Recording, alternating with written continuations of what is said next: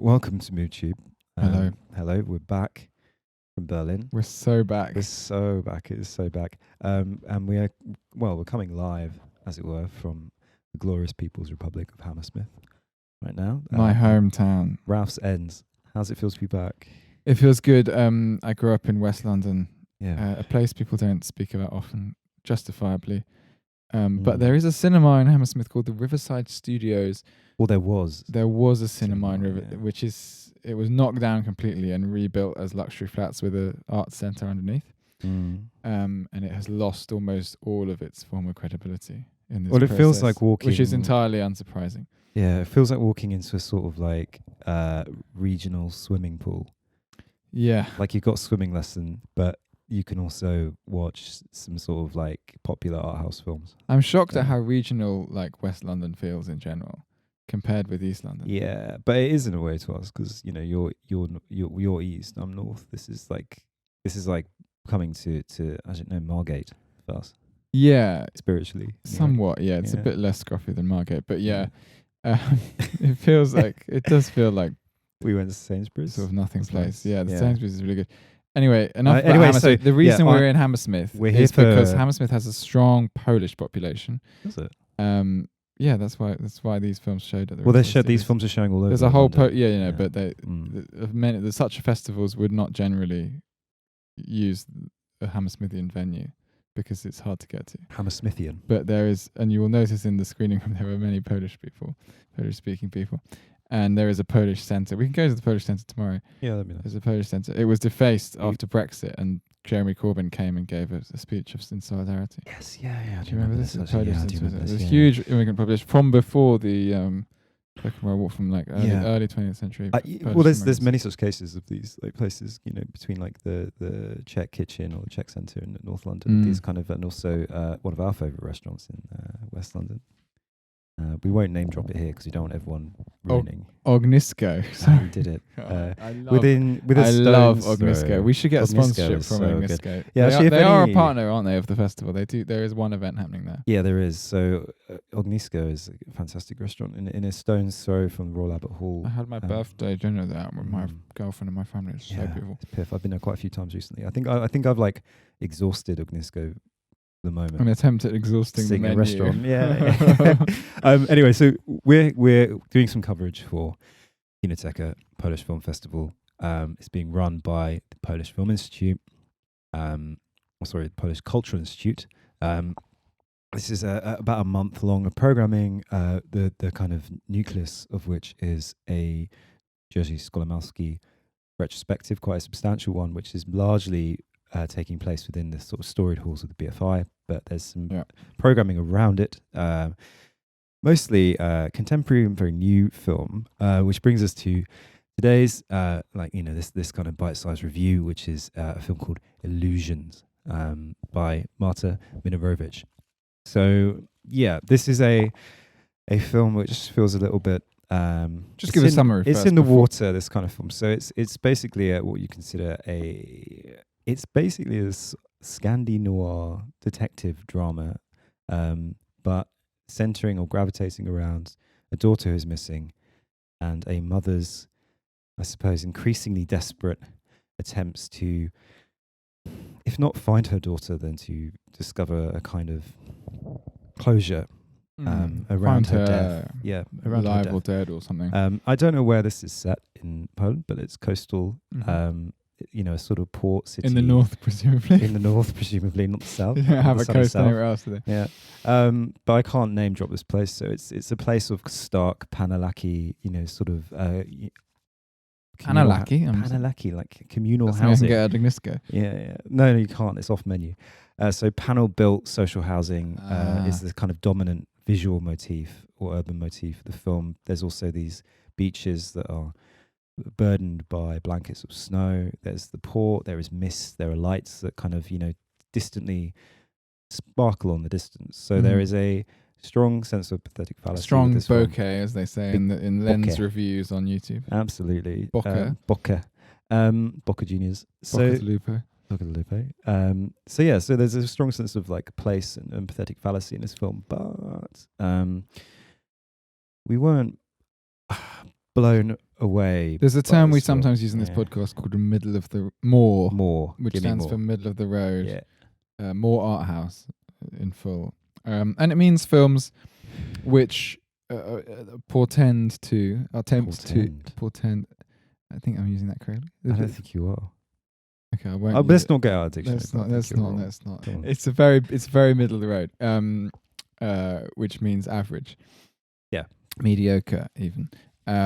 It's a film which thinks it's dealing, because it has a serious and somber tone. It is dealing with a topic of great gravity with respect.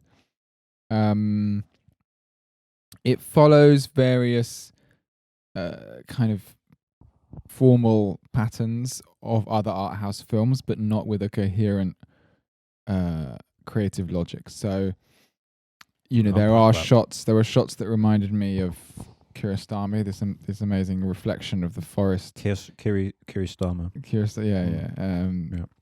Low fruit. The reflection of Kiarostami bag. Lots of Abbas Kiarostami style reflections in the car window thing, like from Certified Copy and 10 and whatever. And Cherry Tree as well. Yeah, exactly. Taste of Cherry. Yeah. Taste of Cherry. And then I've eaten, thank you. At Agnosca.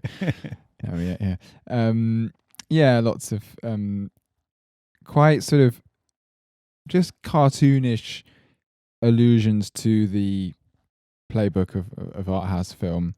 The central performance, unfortunately, quite poor, quite weak, sort of, orbits between looking glum and then crying in a slightly unconvincing fashion. Agata Buzek. Shout out to her family. I'm afraid I think it's a debut. Is that correct? Yes. Yeah. Why not? Yeah. Why not? My nose don't say that's the best. I mean, we're doing Sure. it. We're doing. If it wasn't a debut, we're doing her a favor by saying it was. And maybe I think she's capable of doing. I think no. I think there were. better. The thing is that, like you said, this film was a bit superficial, and that's why I mentioned this sense of pathetic fallacy in space at the beginning, because the landscape is doing a lot of work, and it's not that the landscape is shot in an uninteresting way. She uses reflections and she uses width in quite often really compelling ways. Like you get, the actual choice to shoot in winter on a beach. A lot of the time, the snow on it is quite an interesting one. I think it's used potentially quite interestingly in a way, and we get a couple of moments where a sense of the sublime kind of creeps in a bit. So she's getting the lift in a hotel, and we see the reflection in a camera looking out, kind of wobbling slightly, distorting, and then you suddenly realise the sea is there, kind of shrouded in fog, and it's very beautiful. This was a very nice moment. Yeah, these moments are very good in a kind of distancing sense and a widening sense, and they kind of open the palette of the film a bit. They open its mouth. But I think it didn't feel like there was a consistent visual grammar at work throughout the film. The grade was consistent. It was very, very consistently caricatured, and it's over. It's desaturated. Yeah, it was just really glum. It was a bit glum. And I think that the film, I was thinking, the film allowed itself a couple of moments of escapism, like in this club doesn't really. She goes dancing in this club, and it's not really totally forgettable though. No catharsis. It's no blue is the warmest color. It's no. I mean, it's not even. It's no Xavier Dolan. I would even go so far as to say that it doesn't even have fun with its club. Its pretentious club scene. It didn't even which is what it was really. It was dull as dishwater, this film. Fucking hell, that's strong. It offends me because I love art house films. Yeah. I love films that are slower than normal films. Yeah. That prioritize beautiful imagery. That try and be about something more than the Marvel Extended Universe. And I'd like to be able to defend such films in situations where except when they're indefensible. But unfortunately, this was an indefensible example of exactly the kind of. And I said this about Emily Ateff's. I feel like I'm repeating myself. Emily Ateff's film "Someday We'll Tell Each Other Things" or whatever it's called. I mentioned this in the screening. You did, yes. You Oh. whispered in my ear. Precious criticisms, Which you're now sweet, which I'm now regurgitating. But I felt the same way, and I was trying to think, when was the last time I watched a film and started to question my own judgment because of how, so many things seem to be doing their job. Nice cinematography, kind of emotive score. Or like the same with the Ingmar Bergman film, but tick. All these things, but there's no heart and soul. There's nothing. No blood. It's blood. Bloodless. Yeah, it's a bloodless film. Yeah. And Kieslowski is an interesting. Both of us, I think, thought about the Decalogue season, which is there are lots of moments of great tragedy in these Decalogue episodes by Kieslowski, and moments where objects. And close transfer power, exactly, and you have these close-ups, these close-ups in Kieslowski, which are so powerfully connect us in a tactile way to objects of significance, pieces of paper being ripped out of things, scissors cutting pieces of paper, bits of fabric. This is like the so bread and butter of Kieslowski. Kieslowski is object-oriented ontology. Totally, yeah. But he's also Hitchcockian in a sense, because these objects are always important in Kieslowski. We're being shown the objects not just because they're sentimental, but because they have importance. And this film was like entirely sentimental. Yeah, because I think it had moments where, we were saying that it obviously, the wording used was shag. It was shagging Kieslowski quite a lot. And it was, it had these close-ups. It had these kind of objects, or in this case, the objects were these buttons that this woman kind of collected at various points, which felt a bit fetch questy. The close-ups, fetch questy. Yeah, like a kind of tropey fantasy program or something, where it's like, the narrative gravitates around collecting, retrieving, or doing something with an object. As you were. As you were. Carry on. And I think the film used these kind of quite consciously used these kind of Kieslowskian methods, but again they felt, I don't know, it kind of jarred with the wider sense of the film. You became very aware that it was doing Kieslowski, and it was doing even the setting within these slightly run down but quite striking concrete communal building blocks, which you see a lot in the Decalogues, but certainly Decalogue 1, 2, 3, blah blah blah. You really see them, and I think it's snowy wastelands and hinterlands and spaces in between. You see a lot of that in Kieslowski, but Kieslowski's like not only. It's very naturally with the Decalogue, it's really obvious what you're watching. Like with each hour-long piece, you're watching a particular cardinal sin, work its way out through a story, and there's a kind of frame of reference for you. So there's a moral, religious kind of underpinning and an existential underpinning, and you also get, I think, from those well, I'd say TV films, but those films, you get a sense of, I suppose, if you're going to batter people with tragedy, then you also need to give people levity. Yeah. And a sense of jouissance, like a sense of humor. And I think this film really was lacking a sense of humor. It was it's something we saw maybe with Angela Shanlak at Berlinale, of this kind of typology of like contemporary art house filmmaking, which is just like really miserablist and kind of autistic in a way, and kind of these and maybe it begins to say something about art house filmmaking throwing its hands up in the air about what to do with beauty, ways of conveying beauty in modernity. I think it's struggling. I think there's like a kind of creative crisis in a way.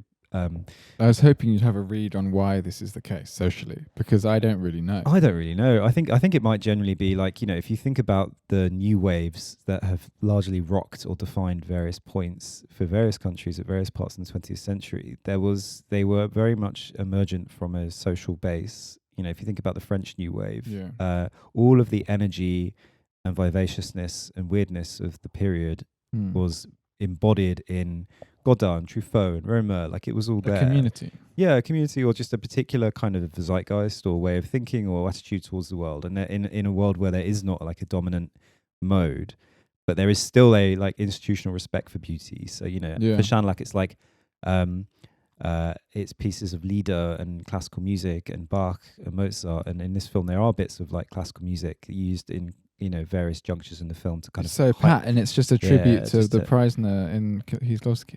Yeah, exactly. And it's like, I think it's a crisis of confidence. I think people want to tell beautiful, interesting, formally interesting stories, but kind of stumble a bit with finding a language for them because they think that they're not allowed to be funny. Like this film is like, this is about a mother who's lost her daughter, but I think it doesn't embrace the deep complexity of, not grief or something, but like the complexity of a situation like that, and the world in which this story unfolds is just evacuated of like emotion. That's what it felt like, and it's like that doesn't feel. It doesn't help to set the main characters, the mother's grief apart from the world around her. Exactly. Because it feels like the world is her grief. And it's like, but that would make sense if the film was a POV, like a Zulawskian POV yeah, or like film. Gaspar Noé or something. Yeah. But here it's like, you don't really get a sense. Her emotion, which I think the director believes is really heightened, kind of fades into the background a bit. Apart from occasional moments like when she sees a child in the playground and she she gets these slight kind of visions into the fact that everyone else is. I mean, there's quite a nice bit where she meets a friend of. I mean, that's a nice way to do grief, where you meet a friend of the person who's died, who doesn't realize that their friend has died. Yeah, that bit was nice. The Magda, the girl she meets. In the club, and then when she's handing out leaflets of the fate, that bit of dramatic irony was quite well executed. Yeah. There's a moment where she gets a bit stranger danger, but there's some kids playing and one of them drops their keys and she sort of tells the kid. I mean, a lot of the time when I'm criticizing this film, I feel like I'm saying that it does things that I'm saying it's done a bad thing, and then a lot of my favorite films do that bad thing, or break that rule. It breaks loads of the rules of conventional good filmmaking, but it doesn't have like a basis for doing so. There are lots of shots of people of her brushing her teeth or pulling her bra off or putting it back on, or just like waking up, and like I can't as a fan of Jean Dillman, I can't slag off a film on the basis that it just shows someone's everyday life. But like this film doesn't embrace or embody. It is just a film where fuck all happens. Basically. Yeah, it's kind of like it's just not coherent. In a way, I mean, like in the sense of an inconsistent visual language, a flatness, or other other synonyms we're going to use, like bloodless. It's just there was a film there. We watched a film for 90 minutes, but I didn't feel it really found a way to convey the intense, ferocious and confusing emotion that it was trying to marshal. And it was like it was leaning very heavily on the landscape. Would this film if we transplanted this film to, I don't know, the outskirts of Basingstoke, or if we relocated it to Sao Paulo or whatever, like would it be able to stand on its own legs in a way, in maybe a really, really ordinary landscape? No, because it had no structure. No, exactly. So it's like, again, there were flashes of interest there. Like, I think there was some kind of set pieces. There's a bit where there's some criminal who is admitted to killing someone else, and she thinks it might be.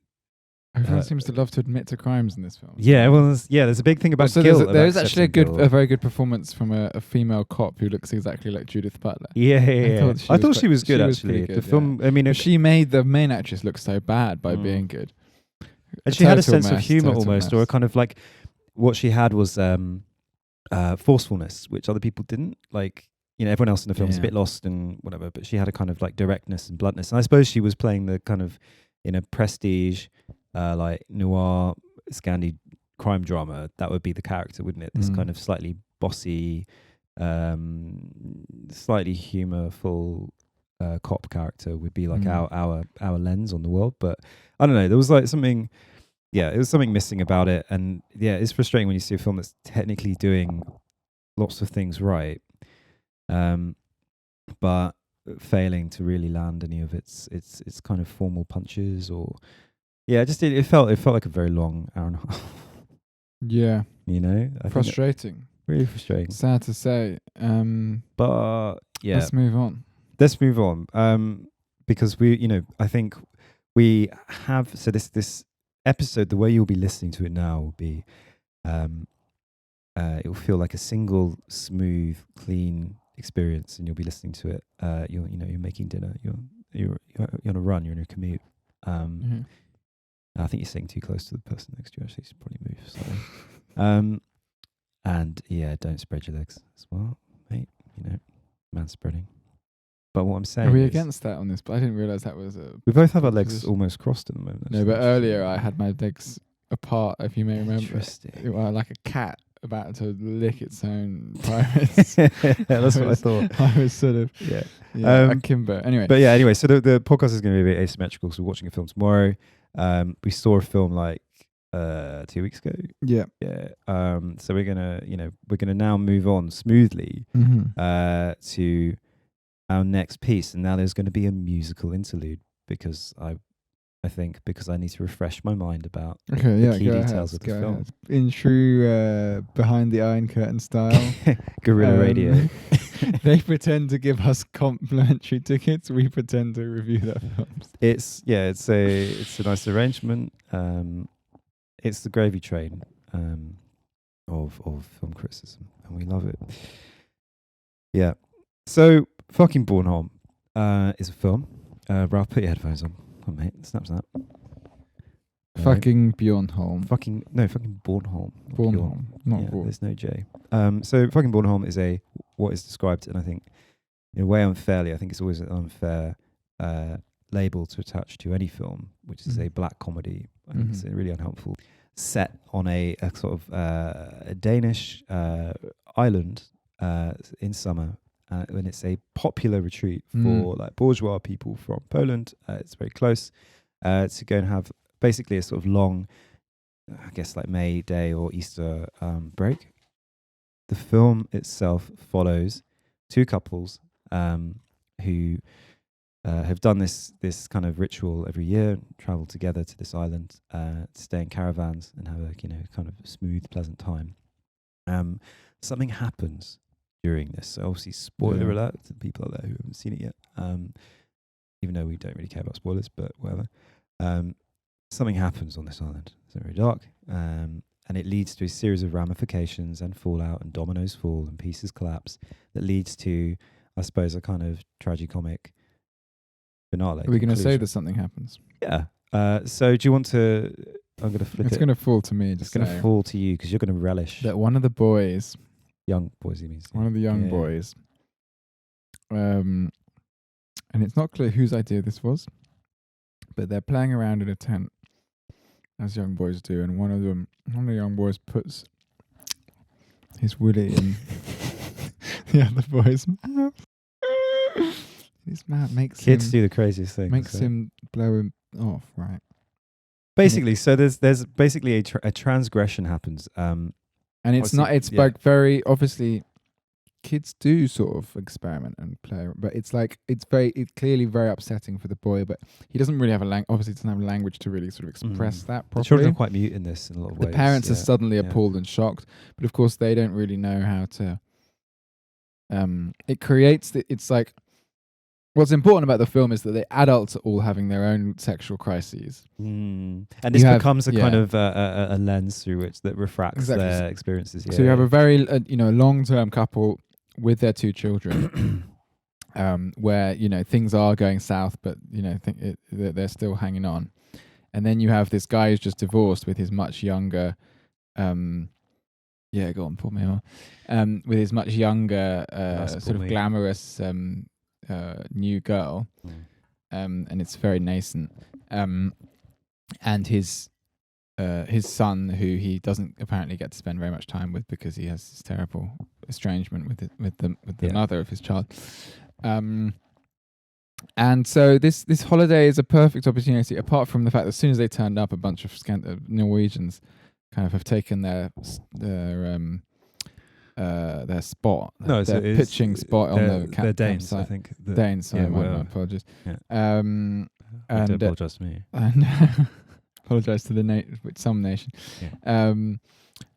And reprimanding them for for drinking cans of beer and the children. They're just constantly sort of harried. It's kind of it's like a comedy of bourgeois manners and politeness, and I suppose that the mode that dominates in bourgeois family life is, if not outright repression, then saving face, politeness, and yet still feeling the sting of when boundaries are transgressed. So this is like a more forward person be it, parent might have dealt with the situation very swiftly and quickly and in a clean way, but because everyone is, like you said, so invested in their own personal, emotional, psychosexual drama, it means that there's no way in which they're ever going to resolve this event. But it's understandably I don't know. I don't have children, but I don't know exactly how I'd handle something like that. It's pretty tough.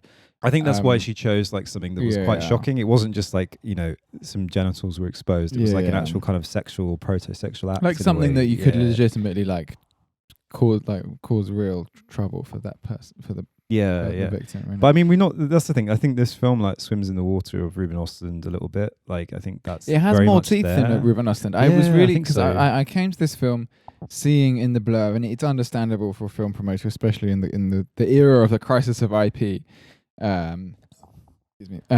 Where you if you want to get your film seen, you sort of have to attach the name of a more established director a little bit, as a sort of reference point for people, so they sort of know what they're in for. And of course, because I'm quite skeptical about Östlund, particularly his vastly overrated holiday film Force Majeure, which many other people disagree with me on. But I always think Östlund, his gotcha is always a bit less of a gotcha than he thinks it is. And my favorite Östlund film is The Square, which I do quite enjoy, because I think that's because you're in the art world. Yeah, because it's an inside joke for people who know the subject matter. But otherwise, his contribution to the conversation about class is kind of uninteresting to me. And there's some humor in the early parts. I think Involuntary is Sadness. My favorite Östlund film. I haven't actually seen that one. It's really good because it's a series of I guess it's a sort of collage film in a way. There's a series of, I think, 8 or 7 awkward social situations that unfold, which is something he revels in awkwardnesses that surface particular social tensions, class tensions, but they're much more banal. There's a birthday party and some people on a bus and things like that, and it flips back and forth between these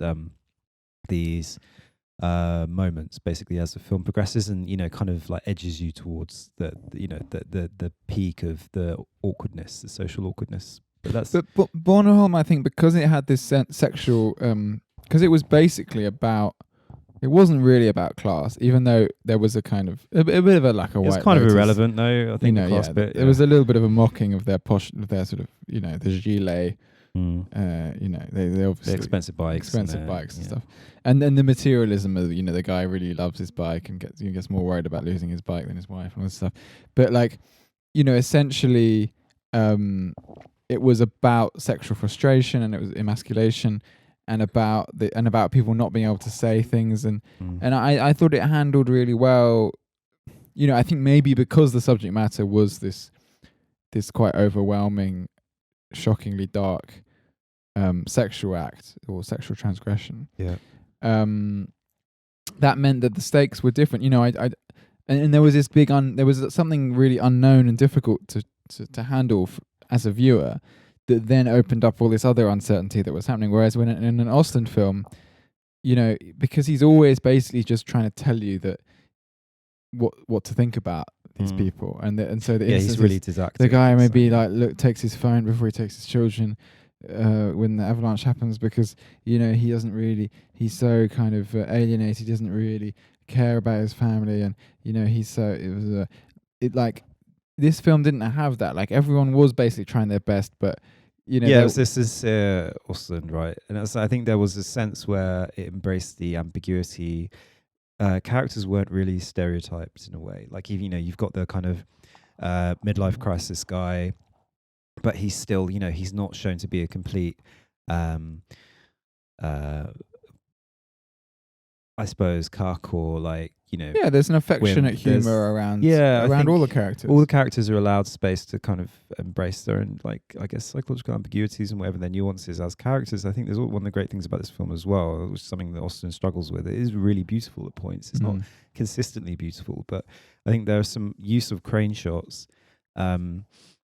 to establish a sense of like height over the campsite, which is Yeah. already quite like a churgy environment in a way. It's, you know, it's quite hard to make churgy a camp meaning kind of yeah, just normie kind of, you know, normie that and kind of thing. Yeah, so it's bit like quite twee. hard to make something that's twee and normie look ravishing, but Mm. like you get these crane shots where we see at one moment, like as it were, mainly really the protagonist, which is the wife of the more established couple, who's our kind of main our hero in this film. You know, her floating out to sea on her back, and the crane lifts up, and there's this amazing kind of like, I guess what we generously call almost bisexual lighting, but natural. It's like natural bisexual lighting, organic bisexual lighting from the sunset. from the sunset, and it's an amazingly beautiful moment. We see another scene like that where she's laying on the kind of couch bed in a caravan. It's shot through the roof window. If of it the could only have caravan. just gone on for 10 minutes, I would have. I Yeah. would have really become 'Cause you very really- charitable toward this film. Yeah, no, I think it's a good film. I think it's a really good film. I think it's like it's like comedic punches landed consistently. Like Totally, it it was was great fun to watch. Yeah. It was really good fun to watch. It was, you know, brilliantly made. It was, you know, it kind of in a way that like I don't know, in a way that, you know, Ruben Ostlund is telling you. He's writing a piece in Gorka. He's telling you something. He's summarizing the state of the nation. And this film wasn't. It was saying a more humane story about people's foibles, weaknesses, self-delusions, without really caricaturing them in a high progressive Yeah, and there was way. a compassionate, affectionate nudge to it. You know, there was a feeling that, yeah, this is. Like this is, we all are a bit like this sometimes. Yeah, because it kind of asks like, well, what would you do in this situation? Yeah. Which is something that Ostlund doesn't do really. He's like, you Ostlund think, oh, does, I'm but not that Ostlund does in person, like you a know. taunting way. Ostlund Yeah. because he does have a very middle class audience. You know, in his films, like the people who vote for his films to win the Palme d'Or every year that he makes, puts a film in the True, camp, it's true. are part of the world he's trying to Woo. ridicule. Yeah. Woo and ridicule. And they yeah. feel good about watching his. This has become more of a review of Ostlund, really. But they like having their belly tickled, as you would say.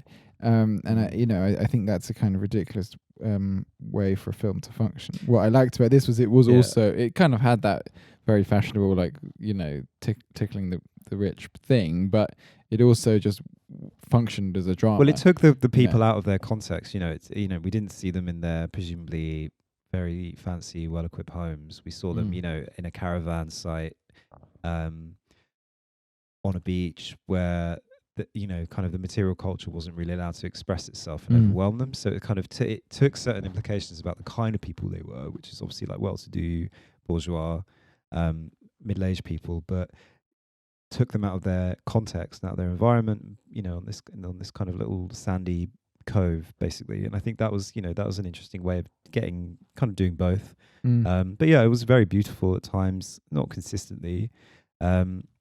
There's some quite special moments where the wife, again, our kind of hero, ends up having this quite passionate tryst with a local man. You remember on his boat? Oh, this beardy fella. Big old beardy and fella. he's he's a bit chubby and he's kind of weird, but like there's something. He's got a sort of Big Lebowski. Yeah, there's a energy about schlubby him. vibe, but he's Ken very Bridges. attractive because he's so completely opposite of the guy she's with. He's like self-actualized and confident. He's just doing whatever he wants, Yeah. and he's not anxious. And he doesn't really ask anything of her. No.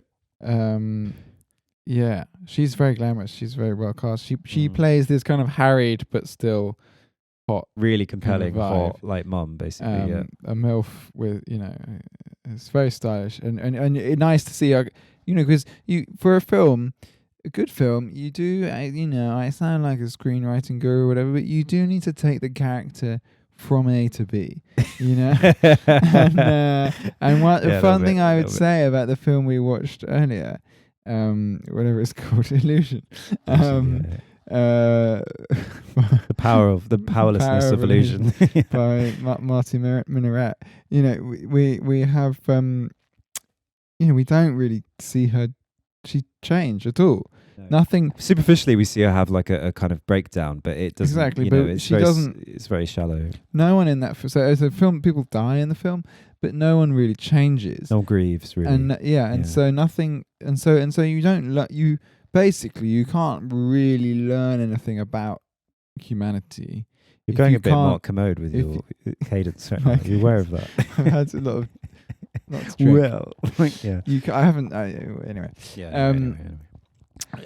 You can't really learn anything about a character or about life if you don't see some change. If someone just stays constantly the same, yeah, and there's no even if they stay, it works if they stay the same and there's some humor kind of like undermining it. But if there's a totally somber stasis, as there was in Illusions, yeah, then you're fucked. You are fucked. That's the official account. I mean, yeah. I think a film like, Fucking Bornholm as well. It was kind of classically structured, in a sense, and it does mean something to have a film that if you are going to make a sort of tight feature-length film that is going to take us from A to B or A to Z, then you need to kind of follow this maybe a 3-act structure or something, and follow these kind of narrative beats and have moments of crisis and moments of catharsis and moments of realization, and it does it really, really well. But it still does all of those things. The skeleton of the plot is there, and there's narrative momentum, but it also finds time and moments for the sublime and for beauty and for reflection and for a film just being a film and showing us a scene and someone being embodied and present in a scene and allowing light and shadow to function and to tell us a story as well. And I think so. It was very surprising. Yeah, I went in with no expectations, to be honest, and then came away thinking this is actually a really solid film. But the point I would make about structure is going quite general, but like I genuinely believe every good film follows basically 3-act structure, basically like even conventional Satan structure. Tango does. Satan Tango, Stalker, Mirror, Inland Empire, like all films that we enjoy at the end of it. It basically followed a structure. Dog Star Man, I'm sure. Dog Star Man follows a 4-act structure. The first act is the preface, and it doesn't count. True. But they observe a structure. They respect our need as human beings for like some kind of orientation within a thing, and to be able to feel that we know broadly, like when we're near the end of something, which is the quality of something that has a structure. And that's a slight thing sometimes, but Jean Dillman, we could do a whole podcast on Jean Dillman. Maybe one day we will. But like that is a film that, on very superficial level, is extremely different from conventional films, and that's why it was such a hoo-ha when it got #1 of Sight and Sound. But like, it is a film that actually follows every Hitchcockian principle about how to make a film, and follows every like sort of screenwriter's guru principle about like building tension and development of a character. But like, like every unconventional film actually follows the important conventions. Yeah. And that's fine, because we still have huge latitude in every other way. And when you see a film that's actually super conventional in all the superficial ways, like Illusion, and then structurally it's nowhere. It doesn't know where it's going. It doesn't know where it's beginning or ending. It's just sort of like it didn't know which points were moments of catharsis. It didn't know which points were points of divergence. Like it was like it gave us some things that seemed profound, but it didn't take us anywhere. It's like it was saying this is an important moment. She's doing, we can see her reflected in a pond, and she's pulling a button out of the pond. We think, okay, well this is, but then that doesn't really. In Kieslowski, that button would be like. I can't even imagine, but it would be important. It'd be to take it back to Kiarostami. It would be, it'd be like the book. Where's the friend's home? Be like, the book. All the emotional significance in that film is in the relationship between this little boy. Yeah, preloaded. Whereas the buttons just feel like a desiderata. They're just like stuff that you've got in your drawer. It just becomes nothing. Yeah, but fucking Bornholm does it really well, and it does it almost with this kind of like chintzy, banal material culture, like. Pasta and sandwich making and all these kind of like quite holiday activities that are a little bit completely unsexy and like ordinary. I think that is why it's successful. So when the main character does have her kind of break, and she not only rejects her husband but her husband's friend, where there's an intimation of a dalliance there, she rejects him. She rejects ultimately this schlubby fat guy. She rejects everything about even the island itself in a way, because she returns home. And there's an amazing moment at the end where we see her on the ferry going back, presumably to Poland, and her husband decides not to come with her at first, and then he changes his mind, and he has this. It's kind of almost like a rom-com trope, you know. He rushes, he gets hitches in a car to kind of come to the port, and he arrives a bit too late. So the ferry. He's left behind his caravan. He's left behind his caravan because she took the car. Yeah.